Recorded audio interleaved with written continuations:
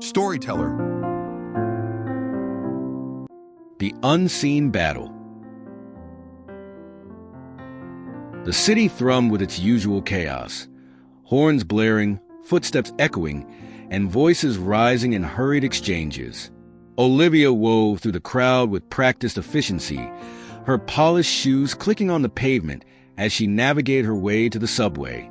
She was a rising star in the advertising world, always chasing deadlines, attending client meetings, and proving her worth in an industry that demanded perfection. The relentless pace had turned her into someone she didn't recognize, a person with little patience and even less time for others. On a particularly hectic evening, Olivia found herself rushing to catch the train home. Her phone buzzed relentlessly in her hand, emails, text notifications, all screaming for her attention.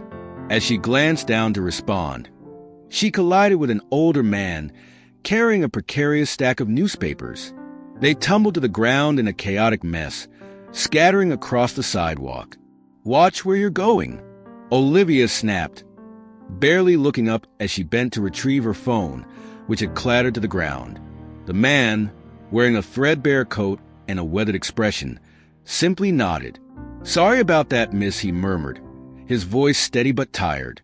He knelt down, gathering the papers with care. Olivia didn't wait to hear more. She muttered a quick "it's fine," and hurried off to catch her train, her mind already back on the emails she needed to answer. That night, as she lay in bed, her thoughts kept circling back to the man. His calmness in the face of her irritation unsettled her. Who was he? Why was he carrying so many newspapers? Why hadn't he snapped back at her? The questions nagged at her, but she brushed them aside, chalking it up to a long day and exhaustion. The next morning, as Olivia exited the subway station, she saw him again. He stood near the entrance, holding a sign that read, "Veteran, out of work, anything helps." Her steps faltered, and guilt washed over her. She had been so consumed with her own world that she hadn't even considered his. Without thinking, she approached him. "Hi," she began awkwardly, her voice softer than it had been the day before. I want to say I'm sorry about yesterday." The man looked up, his gray eyes kind and surprisingly warm. "No harm done," he replied with a small smile. "We all have our days." For reasons she couldn't explain, Olivia stayed. They began to talk, and slowly, she learned his story. His name was Mr. Harris. He had once been an engineer, but after returning from military service, he struggled with PTSD. He lost his job, his home, and eventually, his family drifted away. Now, he spent his days at the station, relying on the kindness of strangers to get by. Despite his hardships, he spoke with dignity and even humor, cracking jokes about the pigeons that seemed to be his only constant company. Olivia found herself laughing, a genuine, unforced laugh that felt foreign after so many stressful months. As they spoke, an idea began to form in her mind. Olivia had a friend, Lily, who owned a small repair shop and often mentioned how hard it was to find reliable help. "Mr. Harris," Olivia said hesitantly, I think I might know someone who could use your skills. Would you be interested in meeting her?" His eyes widened, a mix of hope and disbelief flickering across his face. "I'd be grateful for any opportunity," he said. The next week, Olivia arranged for Mr. Harris to meet Lily.